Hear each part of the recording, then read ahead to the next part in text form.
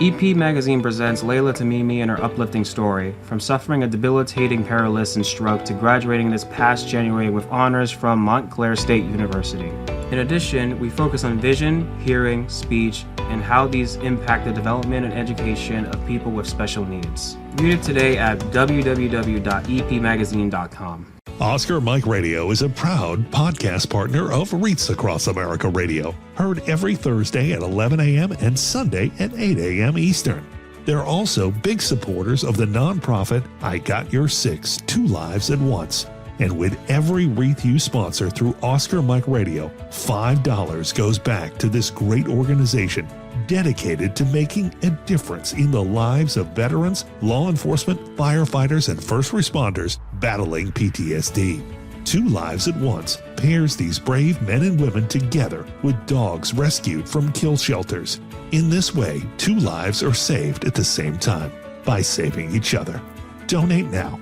Go to reachacrossamerica.org/Oscar Mike Radio to help. That's reachacrossamerica.org/Oscar Mike Radio.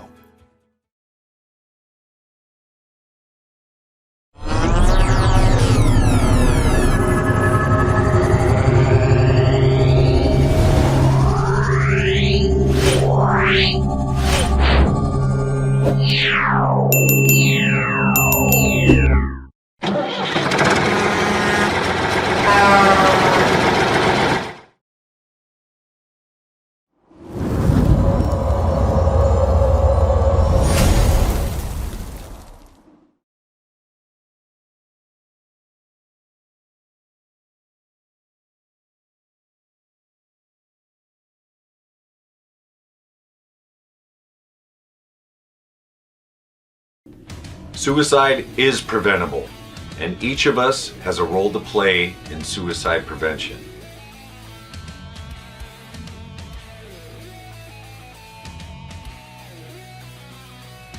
Suicide is complex. There is no single cause. And it's not always a mental health issue.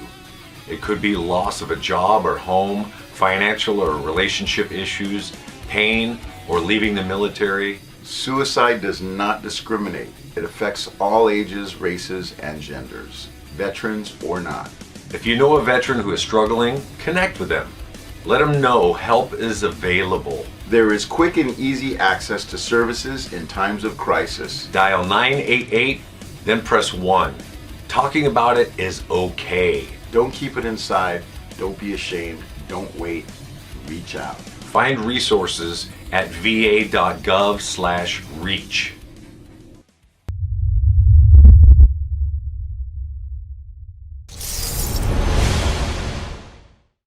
Hello, and welcome again to Oscar Mike Radio.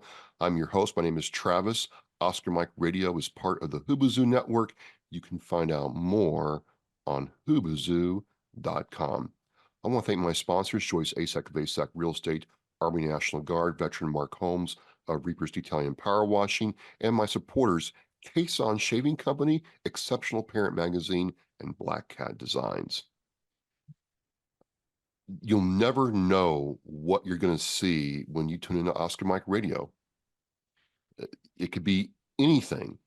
And so I get something across my wire, the comms come through that there's this, surfing nonprofit veterans advocacy group out of South Carolina. And, would I be interested in talking with them? I'm like, surfing? Like all kinds of questions about surfing.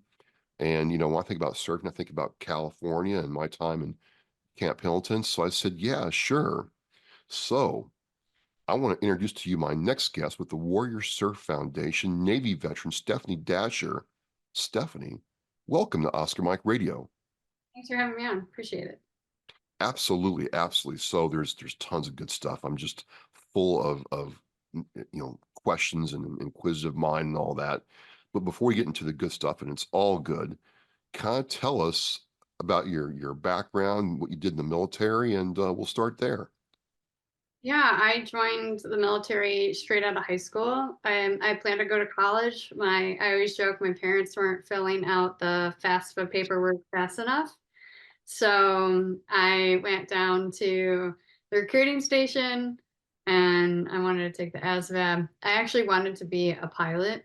I didn't know anything about flying. I just did a Google search and Googled it, and I went in and took the flight aptitude test at MEPS. I think I missed it by 1 or 2 questions. But the warrant officer that was in there was kind of a jerk, and he was like, "You think you can just come in here and be a pilot?" And I was like, "Not with that attitude, I can't." So I taken the ASVAB, and the nuke recruiters, they found me, and they were like, "Hey, we'll give you a lot of money, and you'll get your college done if you come do this." So just like any dumb 18-year-old kid that you dangle a bunch of money in front of, I was like, "Cool, sign me up." So I ended up going out west after I did schooling. I was on the Stennis for a while. And that's when I met my husband. And he actually was in the Army. He was 11 Bravo. He was stationed at Fort Lewis. And so we got married pretty young, like a lot of people in the military do. And I would say I'm really very fortunate to still be married to him almost Wow. 15 years later. Wow, that's rare, Stephanie. Generally it doesn't go well. There's a reason why, the lieutenants are like, first sergeant talk to that little Marine before he does this. But wow, very impressive. So you were like nuclear energy on like subs and aircraft carriers, right?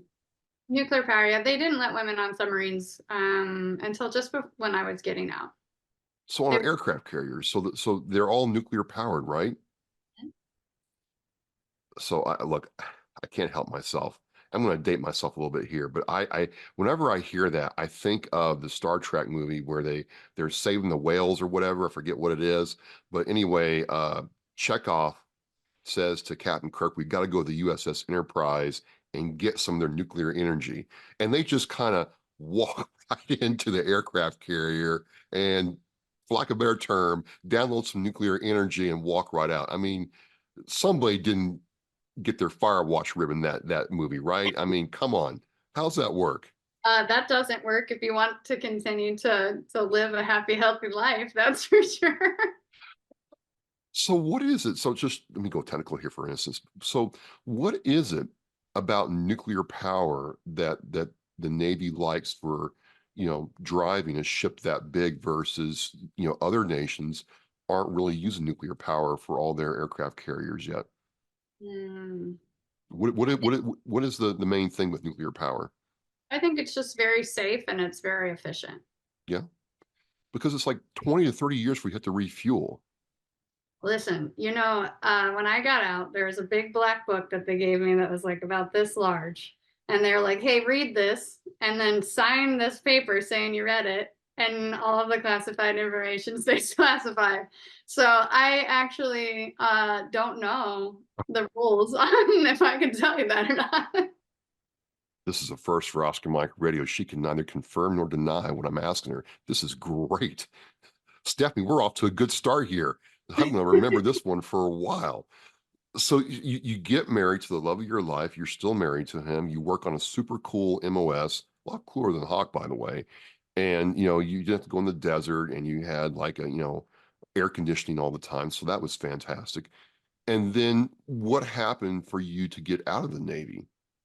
So when I married my husband, I was still in the Navy.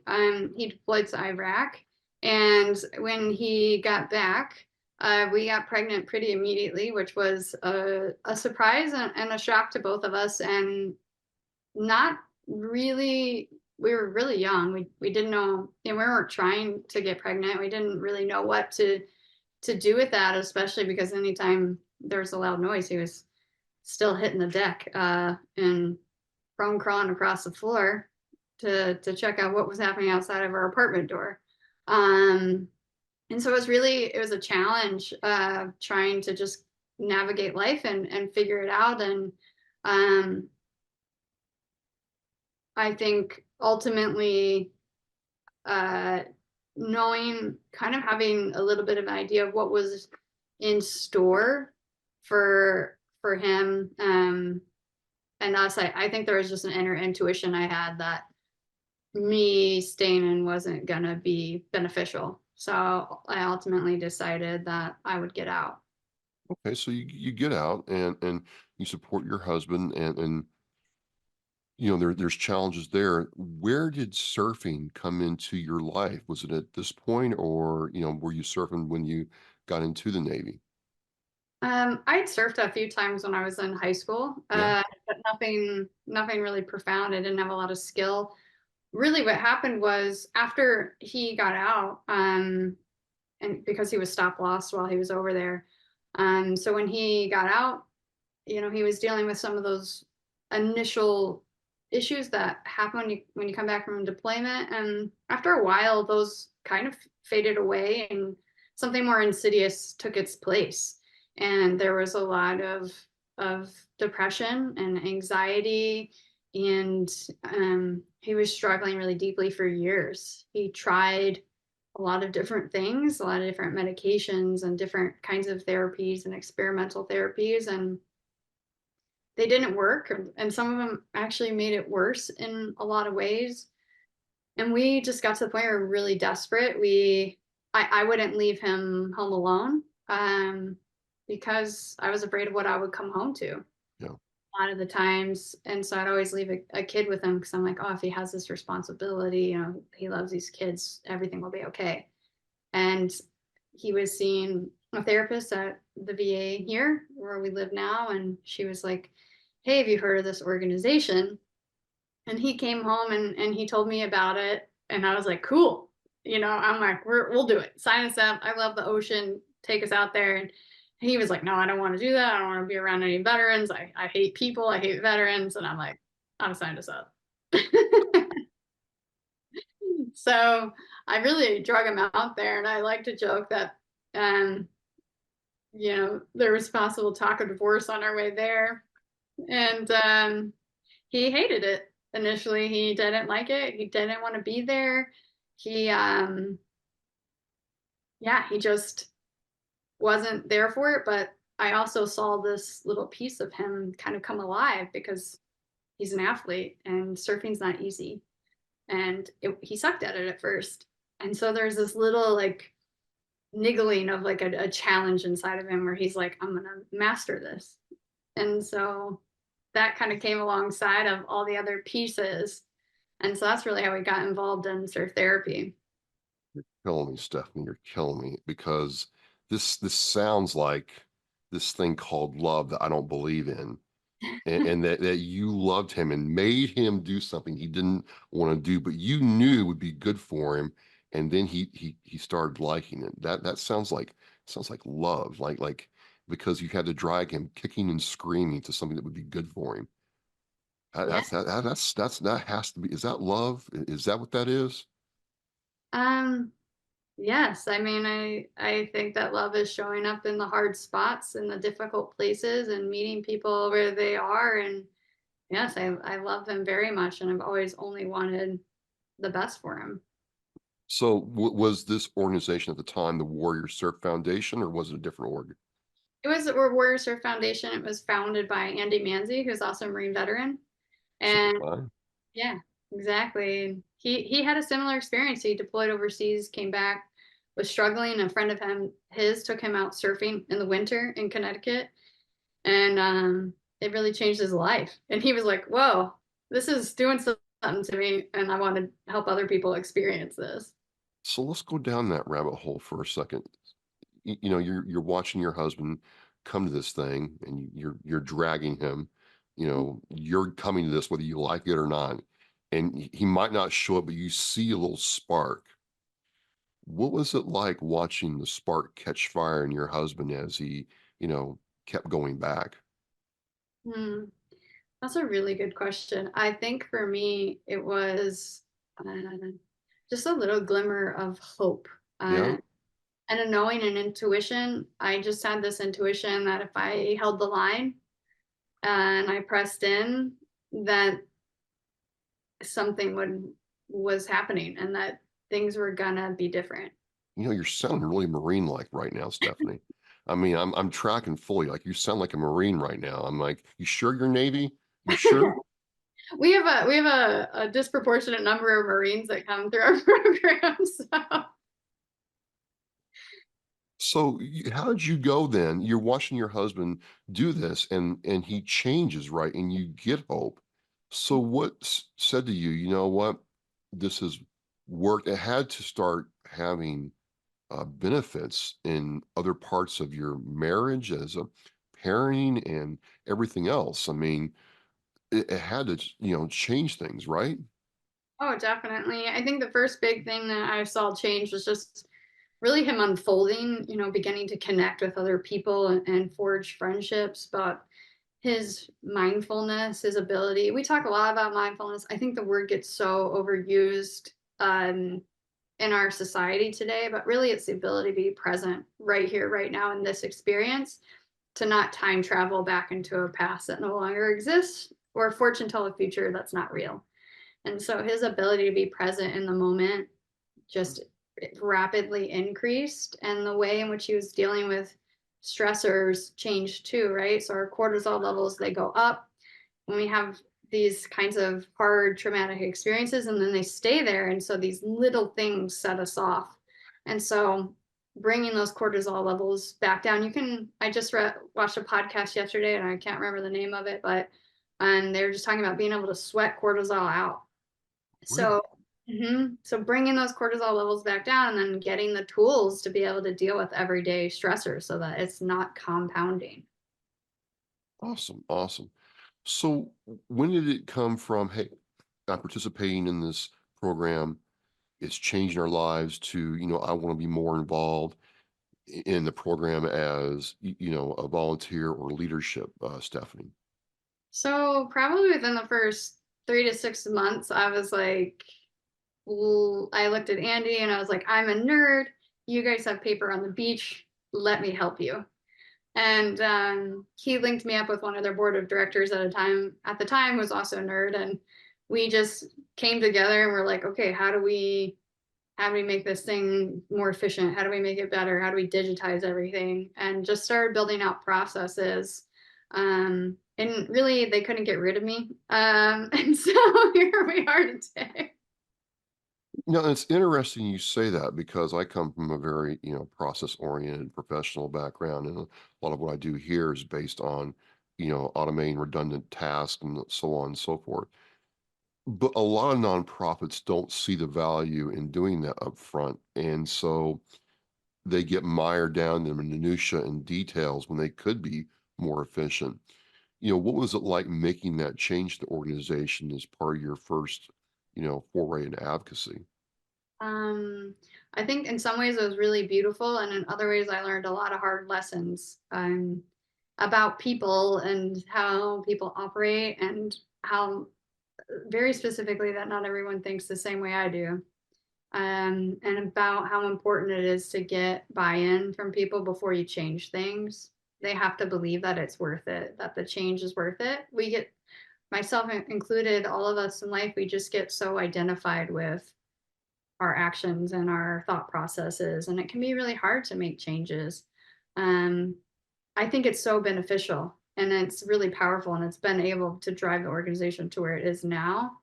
But taking it slow and not just dumping things on people when you do make that decision is definitely critical. Well, we're veterans too, Stephanie, and change is hard. I got to really believe in it. I'm guilty of that as well. Um, so my first thought when I saw the Warrior Surf Foundation, I'm like, oh yeah, this must be out in Cali somewhere, maybe Seattle, West Coast all the way. They got their Jeep with surfboards on it. And then I see that you guys are surfing in South Carolina. Mhm. And I'm gonna be honest with you, Stephanie, I would not associate South Carolina with surfing at all. Like I associate it with the Durham Bulls, NASCAR, good barbecue, and other things, not surfing. So there's a surfing community in that part of Carolinas? Yeah, we actually have a fairly big surfing community. Are our waves huge and consistent like California? No. Are they effective? Yes. Cam Richards is a pretty well-known surfer, and he's actually from South Carolina. So So let's just say I want to, do surfing, and I'll get to why I'm not really wild about surfing here in a minute. But, I'm a dude, I'm like a Shrek looking dude. And, I'm like, okay, Stephanie, my buddy dragged me here, or my girlfriend or whatever. I'm going to try this surfing thing out. What's the process to go from, okay, I think this is something I want to do, to actually getting in the water? yeah, so most people find us Instagram. A lot of people find us word of mouth from other veterans. They go on our website, they hit the program application tab, and our wellness director, who is such an awesome human being, connects with everybody one-on-one and gets them slotted into one of our clinic cycles, which is 12 weeks long. Oh, wow. Yeah. hmm Is that 12 weeks long all year, or just in the summer? We start a new surf clinic the first Saturday of every month through September. Now, wait a minute. Are you mean to tell me that in January you all are out in the water surfing? In January, we're in Guatemala and or Costa Rica. Oh, okay. We do surf in January, and the waves are actually pretty much everywhere better in the winter. So we do surf in January, but we don't actually start a clinic in January. It's pretty difficult to get most people to be motivated enough to come out in the winter to start a surf clinic when it's 30 degrees outside. Well, the only reason I ask is people think the Pacific Ocean is warm. I'm like, no, at least by Camp Hilton where I was, Oceanside, and, the water's cold. Like, it's not warm. It's not like, ooh, it's not like Miami. It's cold. So Yes. I'm wondering, like, how does South Carolina work? Okay, so now we're getting somewhere. So you go through and you apply, and you Mhm. have somebody make that personal connection right up front and assess, the candidate, and then they get slotted into a class. Mhm. Is there any kind of, like, prereq that you want people to have before they come, or is it just no matter what skill level you are, come out and we will work with you to get you on a surfboard? You just have to have a DD 214, or your spouse needs to have one, or other proof of service. We have people, I mean, we're putting kids on boards and pushing kids, obviously. We recently had the daughter of one of our veterans who has cystic fibrosis. Wow. We've we have tandem boards. You don't really have to have a lot of skill. Our oldest veteran is, I want to say, 72. Get out. Mhm. Okay, so if I wanted to do this and live near you all, there's really no excuse then. I could try this. That's right. Yeah. So let me tell you why I'm like not too wild about getting on a surfboard. Because I'm in the Marine Corps, right? It's MCT time. It's the class for us non-grunts after boot camp, and it's like, hey, they've got this special. We go down to Oceanside and they take us surfing, and soup to nuts. It's like, $75. I'm like, get out. Did you read the paper where some shark, some great white or freaking tiger shark, chomps some surfer in half? You look like a freaking baby seal on one of those things. No freaking way am I getting on one of those things. And having some shark thinking I'm a snack. So I'm worried, Stephanie. Every time I read about a shark attack, it's some surfer who gets their arm or leg bit off. Am I just being nervous Nelly here, or do I have like a legitimate risk-based concern? Because, I kind of like me. Yeah, I think not everyone. I think it's a legitimate fear, right? But also really unlikely to happen. You're more likely to get struck by lightning. Not everybody that does end up as a part of one of those incidences is a surfer. And I think car accidents are obviously a bigger risk to your health and safety than a shark is. And the other thing is, we have shark bans for people who are really worried about the sharks in the surf. They're magnetic bands from the company Shark Bands, and you can put them on, and they are a deterrent. Um, usually they're just not interested in you. They're out there, whether you're swimming or surfing, and you're not really on their menu list. We could be. We It's could be.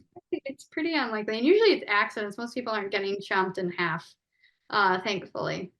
Okay. All right.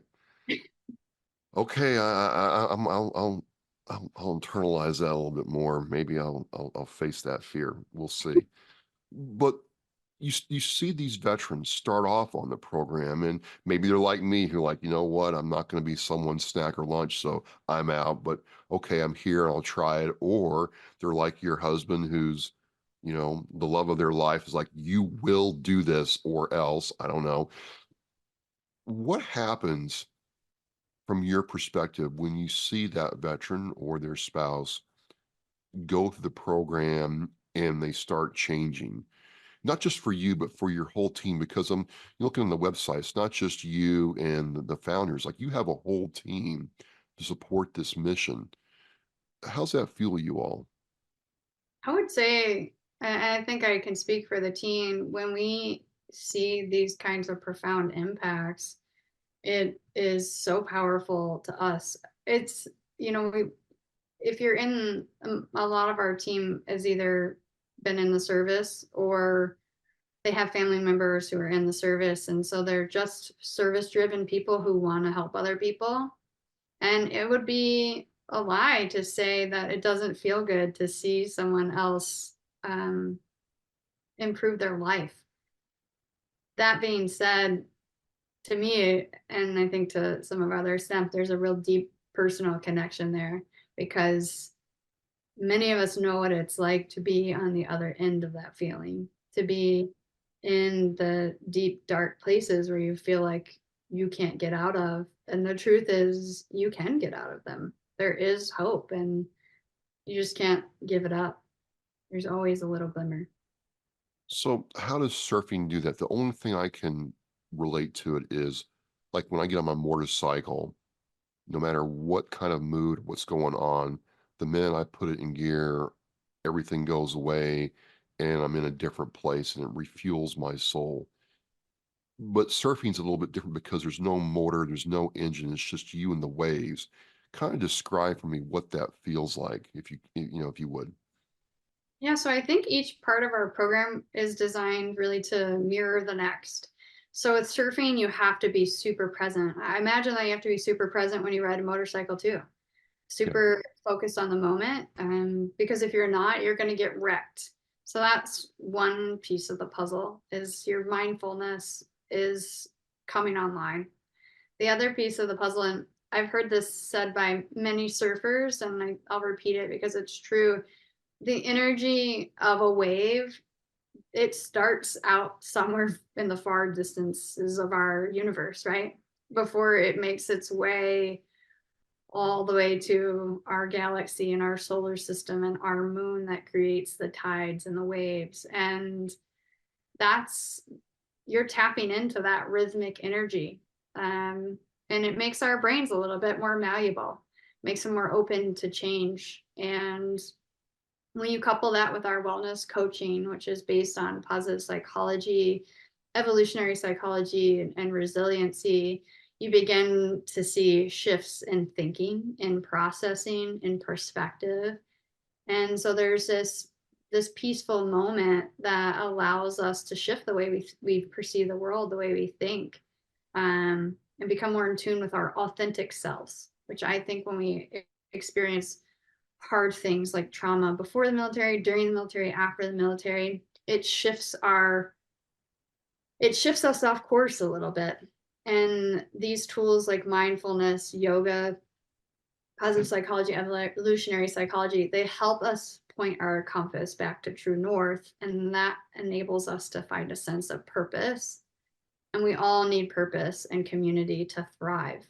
And so you have this experience of surfing where you probably suck at it to begin with, but you fail over and over and over and over again around people who care about you, who want to see you do better, who want to see you succeed and be well and be a part of the bigger community.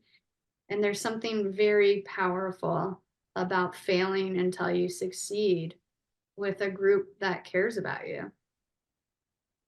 You're in the wetsuit and you finally get up on the board and you don't fall over. I mean, must be a really powerful feeling to be riding the wave, literally. Mhm. It's super powerful, and that doesn't change. No matter how good you get at surfing, there's always a place to kind of push yourself to. There's always that feeling of what's next, and there's always a little bit of challenge involved in it, even when you're really good at it, which I am not saying that I am very good at it at all, but I believe that exists, and so that feeling of mastery is always there. There's always something else to learn.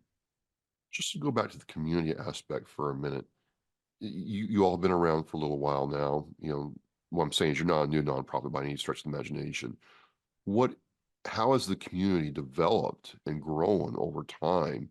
When you have these veterans come through there and then, they have to stick around, or some of them do, some of them don't. But how have you all grown?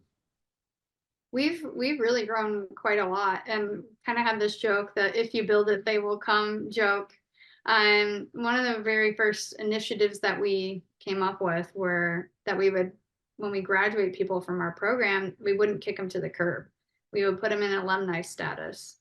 And so 50, about 52 weeks out of the year, we are able to host community surf events. So you can come out and surf with new participants. You can go to group yoga with new participants, and you can become a mentor. And that community has been really sustainable and self-building. So once you're in, you can stay in as long as you want and serve in different ways, and really keep the wave going, to no pun intended. Mhm.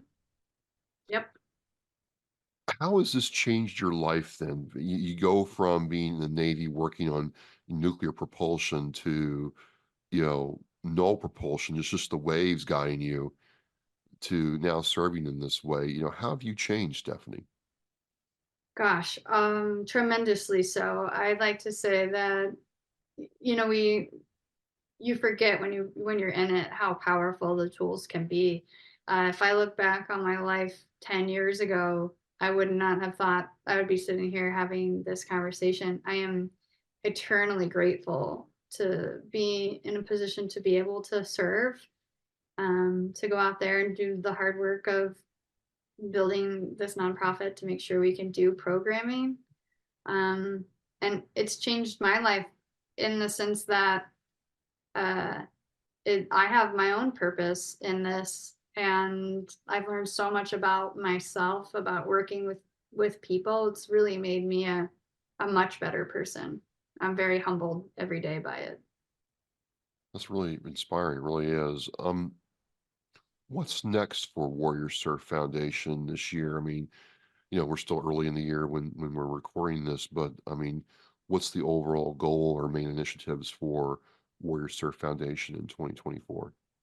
We really want to include spouses and children more. That's been one of our initiatives for the last couple of years, to just get them out there. We always have invited them. They've always been able to participate, but to just increase that participation more. I was just having a meeting earlier today about potentially doing a different kind of family day where we bring kids and maybe tie-dye some t-shirts with them so they feel more included. The other thing that we've been kicking around, and the idea bucket, I guess, is creating a program where we can train other people. There's a huge desire for surf therapy all up and down the coasts. But creating a training program where we actually teach people how to get a nonprofit like this off the ground. We have a real big abundance mindset here, and we always think there's more than enough to go around.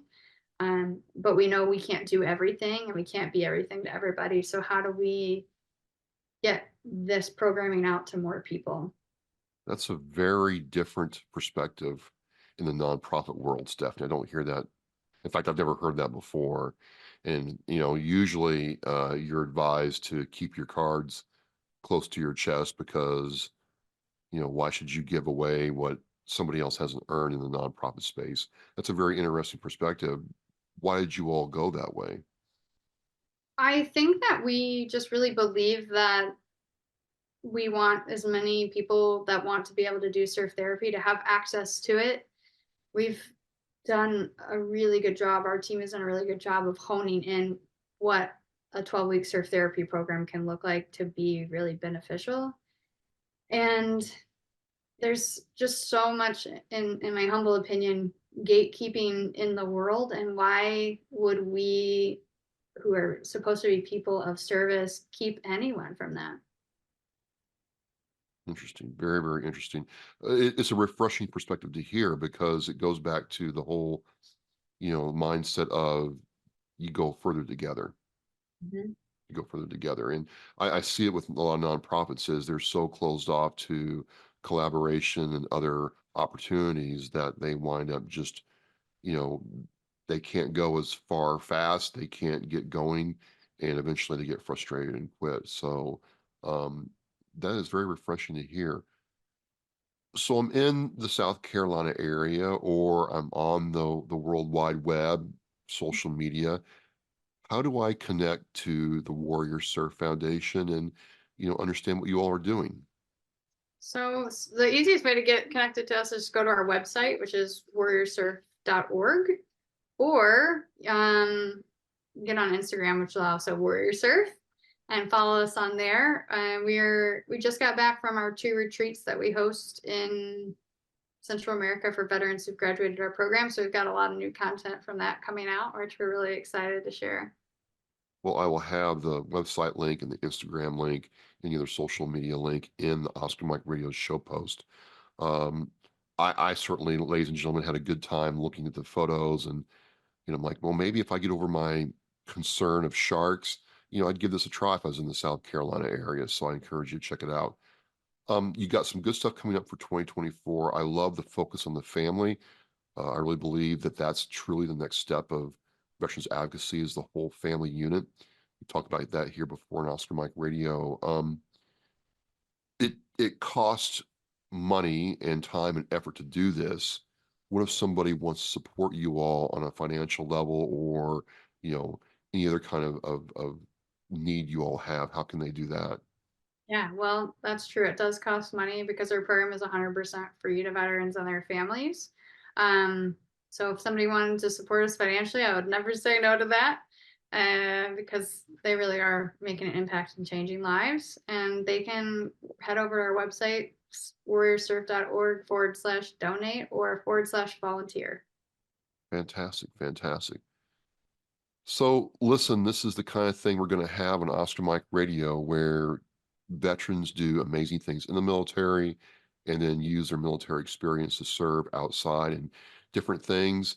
And this is a first for Oscar Mike Radio. I've never had anything about surfing on my show ever. Stephanie, I've learned a lot today. I'm having to recalibrate my mind around love, which is huge for people who know me. I mean, that hit me in the feels, which is hard to do. And then about, seals and sharks. And, I guess you are right. If you drive in Boston like I do, I guess I am safer in the ocean than on the Route 3 South during rush hour traffic. So you kind of make a good point there. Hollywood's Hollywood. You just can't walk up to an aircraft carrier and download some of their fuel. Oh, And it's a community thing where something like surfing can really change lives. I just want to thank you for sharing so openly and candidly. I appreciate it. thank you for having me on. I really appreciate your time. No problem, no problem. Look, folks, I'm going to have the links to the Warrior Surf Foundation and the Oscar Mike Radio show post. Follow them on Instagram. Check it out. Support if you can, and if you get through Folly Beach, right? Mm-hmm. Yep. You get in the Folly Beach area of South Carolina, maybe check it out the class one day. I don't know, maybe Stephanie will let you do that. If I get down that way, Stephanie, I'll definitely check it out. And maybe I won't be shark bait that day and try to get on a surfboard. You never know. Well, as long as you got an instructor standing in the water, right? They're going to be the first one down, so you'll be fine. All right. So I mean, risk averted right there. We're all good. I appreciate it. I appreciate it. Look, folks, this is the best part about doing Oscar Mike Radio is these new experiences. Stephanie, thanks again, and hang 10. Thank you. Remember on it teaches our mission. We care about it, we do it every day. But I think there are things that just hit you and give you a reason to go on. The theme for our 2024 for Reads Across America is Live with Purpose. It just seemed to fit in with the vows of the REAP, the 10 attributes that we feel represent our United States military. I thought, what a great opportunity to put those two things together and show our kids through how we act some of the things that can make their lives better, their communities better, and by doing that, the country better. For me, Live with Purpose, I think, it's mindset. Set some guidelines and then go out and purposefully make life different, make a change. It's an opportunity to set an example.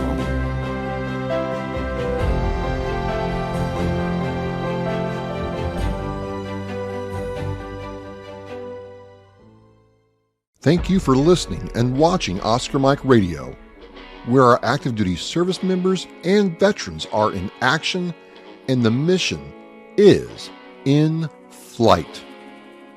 Oscar Mike Radio is an oversized load Co-Sinister One production. If you are a veteran or know a veteran who needs help, please dial 988 and press 1 for the Veterans Crisis Line.